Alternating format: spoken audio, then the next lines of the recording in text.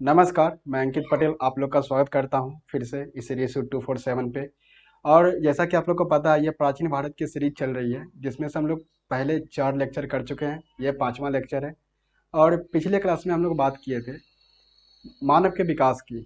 मानव के विकास के क्रम में हम लोग देख चुके थे, इनके वो 5 चरण में समझे थे। वो कौन कौन सा चरण था?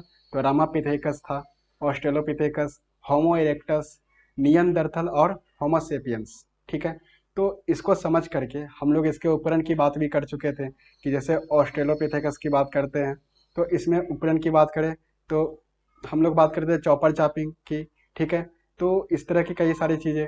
और अगर हम बात करें अग्नि का आविष्कार की तो वो क्या था? होमो इरेक्टस की बात है। फिर अग्नि का व्यापक प्रयोग की बात करें तो उसमें क्या था? वो नियंदरथल की बात है। नियंदरथल में 2-3 बातें और थी कि जैसे कि फिशिंग करना, ठीक है, बोट बनाना, ये सारी चीज़ें शुरू हो गई थी। तो ये सारी चीज़ें जो है बात की जाए तो वो किससे थी? नियंदरथल से थी। तो हम लोग यहाँ तक समझ चुके हैं। अब हम लोग देख रहे थे होमोसेपियंस की बात कर चुके हैं, तो होमोसेपियंस में भी सारी चीज़ें हो चुकी है। अब हम लोग बात कर रहे हैं कि पाषाण काल। पाषाण काल की बात करते हैं, पाषाण काल से क्या तात्पर्य है वो सारी चीज़ें देखेंगे। तो अभी तक में हम लोग क्या क्या देख लिए? जो भी उपकरण है, कौन से मानव के विकास के क्रम में कौन कौन सी बातें की गई है उपकरण को लेकर के, ठीक है, सामग्री को लेकर के। तो वो सारी चीज़ें थोड़ा बहुत हम लोगों ने देखा। अब पाषाण काल की बात करेंगे तो पाषाण काल का क्या तात्पर्य है? पाषाण काल का तात्पर्य है कि ये उस काल से बात की जाती है, उस काल की परमाणु की बात की जाती है जिसमें कि जो मतलब जिस काल का स्रोत, जिस काल का स्रोत सिर्फ और सिर्फ पुरातात्विक या फिर पत्थर का उपकरण हो। ठीक है। पत्थर का उपकरण हो, वो क्या है? हम लोग बात करते हैं तो पाषाण काल कहते हैं। ठीक है। तो पाषाण काल क्या हो गया? जिस काल में सिर्फ पत्थर का उपकरण, जिस काल का स्रोत सिर्फ पत्थर का उपकरण हो। क्लियर है? बस इतना सा बात याद रखना है कि जिस काल का स्रोत, किसी भी काल की बात कर रहे हैं, उस काल का जो भी स्रोत है वो सिर्फ पत्थर का उपकरण है। पाषाण काल की बात मान लें तो पत्थर का उपकरण है, तो वो क्या हो गया? पाषाण काल हो गया। ठीक है। तो हम लोग बात करते हैं 3 खंड में ये विभाजित है। तो कौन कौन सी? प्राग ऐतिहासिक काल, आद्य ऐतिहासिक काल और ऐतिहासिक काल। तो हम लोग पहले हम लोग समझ चुके हैं। अगर स्रोत की बात करते हैं तो पुरातात्विक है और साहित्यिक है। ठीक है। तो हम लोग यहाँ पे देखेंगे प्राग ऐतिहासिक काल किसे कहते हैं। तो प्राग ऐतिहासिक काल में हम लोग देखते हैं कि इसमें कोई भी लिखित प्रमाण नहीं है, और जो भी गतिविधि, जो भी जानकारी प्राप्त हुई है वो सारी चीज़ें क्या है? मानव गतिविधि के द्वारा ही प्राप्त हुई है। तो ये सारी बातें हैं। तो यहाँ पे हम लोग कह सकते हैं कि ये प्राग ऐतिहासिक काल पाषाण काल है। ठीक है। तो अब हम लोग आते हैं आद्य ऐतिहासिक काल की बात करते हैं। तो आद्य ऐतिहासिक काल में क्या है कि इसमें साहित्यिक की बात की गई है लेकिन पढ़ा नहीं गया है। ठीक है। इसमें लिखित प्रमाण है लेकिन पढ़ा नहीं गया है। लिखित जानकारी है लेकिन क्या है ना कि इस लिपि को हम लोग पढ़ नहीं पाए, तो हम लोग समझ नहीं पाए। इसलिए ये काल आद्य ऐतिहासिक काल के नाम से जाना जाता है। अगर एग्जाम्पल के तौर पे देखें तो सिंधु घाटी सभ्यता है, वैदिक सभ्यता है, ये सारी बातें हैं। तो इसमें क्या है, अभी इन दोनों में थोड़ा अंतर देखें, प्राग ऐतिहासिक काल और आद्य ऐतिहासिक काल में। तो प्राग ऐतिहासिक काल में क्या था? कोई भी लिखित प्रमाण नहीं है, जो भी साक्ष्य प्राप्त है वो क्या है? मानव गतिविधि के द्वारा है। ठीक है। इसे पाषाण काल भी कहते हैं। और अगर दूसरा चीज देखें, क्या आद्य ऐतिहासिक काल की बात करते हैं, आद्य ऐतिहासिक काल में क्या है कि इसमें लिखित प्रमाण तो है लेकिन लिपि पढ़ा नहीं गया। जो भी लिखा हुआ है वो पढ़ा नहीं गया है, अभी तक पढ़ नहीं पाया है कोई। तो ये आद्य ऐतिहासिक काल में आता है। और ऐतिहासिक काल की बात करते हैं तो इसमें दोनों प्रमाण है, लिखित प्रमाण भी है और पुरातात्विक प्रमाण भी है। अगर बात करें तो पुरातात्विक और साहित्यिक दोनों प्रमाण है। क्लियर है बात? तो पुरातात्विक और साहित्यिक दोनों प्रमाण है, और इसको यूज भी किया गया है, इसको उपयोग भी किया गया है, इन दोनों प्रमाण को उपयोग भी किया गया है।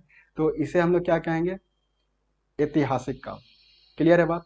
तो यहाँ पे तीनों को एक बार फिर से देख लेते हैं कि प्राग ऐतिहासिक काल की बात करें तो लिखित प्रमाण नहीं है, गतिविधि जो भी साक्ष्य प्राप्त हुई है वो मानव गतिविधि के द्वारा है। ठीक है। और अगर आद्य ऐतिहासिक काल की बात करते हैं तो इसमें पुरातात्विक और साहित्यिक दोनों है, लेकिन यहाँ पे पुरातात्विक का रोल है, साहित्यिक का रोल नहीं है। क्लियर है बात? अगर यहीं पे और बात करें ऐतिहासिक काल की तो पुरातात्विक और साहित्यिक दोनों है, और इसमें दोनों का उपयोग किया गया है। ये सारी बातें आपको ध्यान में रखना है। ठीक है। तो यहाँ पे हम लोग देख लिए प्राग ऐतिहासिक काल क्या है। आद्य ऐतिहासिक काल क्या है और ऐतिहासिक काल क्या है। तो अब हम लोग देखते हैं कि प्राग ऐतिहासिक काल जो पाषाण काल भी कहलाता है, इसका अगर फिर से डिवाइड करें, 3 पार्ट में इसको फिर से बांटा जाता है। तो ये कौन कौन सा पार्ट है? पुरा पाषाण काल, मध्य पाषाण काल और नव पाषाण काल। क्लियर है बात? पुरा पाषाण काल, मध्य पाषाण काल और नव पाषाण काल। तो अब यहाँ पे देखेंगे, इसी को इंग्लिश में क्या बोलते हैं? पुरा पाषाण को पैलियोलिथिक, मध्य पाषाण को मेजियोलिथिक, और अगर इसी की बात करें नव पाषाण की तो नियोलिथिक। क्लियर है बात? पैलियोलिथिक, मेजोलिथिक और नियोलिथिक की बात करते हैं। तो अब इसके कालक्रम की बात करते हैं थोड़ा, तो क्या है? पूरा पाषाण काल की बात करें तो ये लगभग 1.5 करोड़ वर्ष पूर्व की बात है, 10,000 साल तक। ठीक है, 10,000 ईसा पूर्व तक, BC तक की बात करते हैं। ठीक है, अगर इसी की बात, अगर मध्य पाषाण काल की बात करें तो इसमें क्या हो जाएगा? 10,000 से लगभग लगभग 6,000 की बात। ठीक है, 10,000 से लगभग लगभग 6,000 की बात। और इसी के बाद नव पाषाण की बात करें तो वो क्या हो जाएगा? 6,000 के बाद की काल को कहते हैं। क्लियर है बात? तो यहाँ से हम लोग एक चीज देखते हैं कि पाषाण काल की बात करें तो यहाँ पे धातु का प्रयोग नहीं किया गया था, और धातु की बात की गई है तो धातु पे मैं एक बात बता दूं, मानव के द्वारा प्रयोग में लाया गया पहला धातु तांबा था। ठीक है, ठीक है, उसे हम लोग क्या बोलते हैं? ताम्र पाषाण काल भी कहते हैं, मतलब चारकोलिथिक एज। क्लियर है बात? तो अब हम लोग यहाँ पे समझेंगे बात को कि क्या है पूरा पाषाण काल, मध्य पाषाण काल और नव पाषाण काल। उसके पहले हम लोग देख लिए प्रागैतिहासिक काल क्या है, आद्य ऐतिहासिक काल क्या है और ऐतिहासिक काल क्या है। तो पाषाण काल की बात करते हैं, स्टोन एज की बात करते हैं, तो इसका स्रोत क्या क्या है ये हम लोग पिछले क्लास में भी पढ़ चुके हैं, लेकिन एक बार थोड़ा सा मैं रिमाइंड करा दूं। जैसे कि मृदभान की बात करते हैं, ठीक है, कोई कलाकृति की बात करते हैं, भवन की बात करते हैं, मोहरे की बात करते हैं, तो ये सारी चीजें क्या है? ये सब स्रोत है। ठीक है, ये सब क्या है? स्रोत है। क्लियर है बात? तो इसी तरह से हम लोग आगे क्लियर करते हैं बात को कि पूरा पाषाण काल, मध्य पाषाण काल और नव पाषाण काल। पूरा पाषाण की काल की बात हो गई। ठीक है, अब इसकी बात करते हैं कि इसमें पूरा पाषाण काल हम लोग कहेंगे किसको? तो जिस काल में मानव शिकार क्या करते थे, आखेटक क्या करते थे, ठीक है, खाद्य संग्रहण क्या करते थे और अपनी जिंदगी खाना बदोश की तरह जिया करते थे, तो वो क्या हो जाएगा? पूरा पाषाण काल। क्लियर है बात? वो क्या हो जाएगा? पूरा पाषाण काल। अगर हम बात करें कि मध्य पाषाण काल क्या है फिर, तो मध्य पाषाण काल की बात करते हैं तो इसमें क्या हो जाएगा? थोड़ा बहुत अगर बात करें तो थोड़ा बहुत क्या हो जाएगा? पशुपालन शुरू हो जाएगा, थोड़ा बहुत कृषि शुरू हो जाएगा। तो ये सारी चीजें हैं, लेकिन थोड़ा बहुत नाम मात्र की। क्लियर है बात? और बाकी सारी चीजें पूरा पाषाण काल के जैसे ही, मतलब बात करें तो खाना बदोश जीवन, संग्रह करना, खाद्य संग्रह, ये सारी चीजें थी।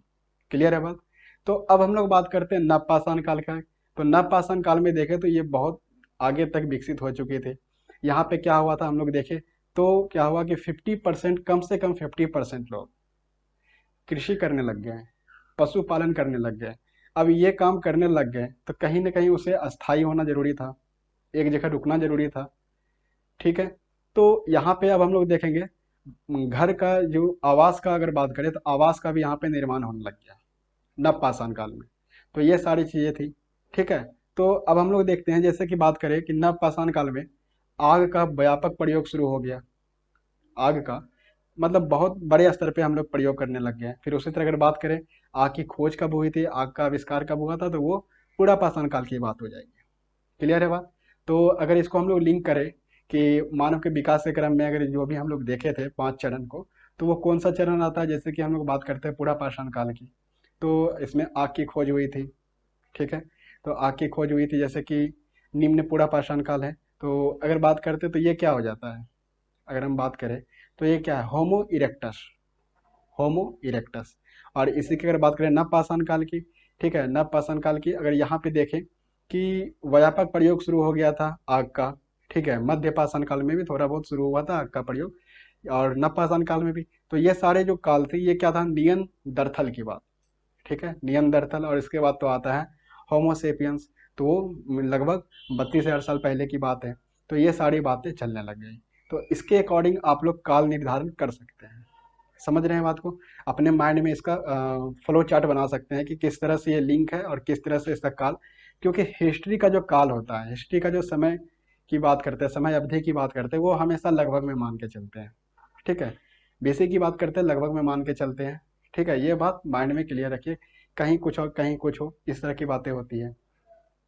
तो यहाँ पे ये सारी बात को ध्यान में रखते हुए अब हम लोग क्या देख रहे हैं कि पूरा पाषाण काल को देख रहे थे, पूरा पाषाण काल में देख लिए, मध्य पाषाण काल में देख लिए और नव पाषाण काल में देख लिए। तो पूरा पाषाण काल में आग की खोज, ठीक है, आग का आविष्कार। अब यहाँ पे बात करते हैं पूरा पाषाण काल को फिर से 3 खंड में बांटा गया, वो कौन सा था, वो कौन सी बातें हैं, तो हम लोग देखें। पूरा पाषाण काल की बात कर रहे हैं तो यहाँ 3 खंड में फिर से बांट रहे हैं, वो क्या क्या है, निम्न पूरा पाषाण काल, मध्य पूरा पाषाण काल और उच्च पूरा पाषाण काल।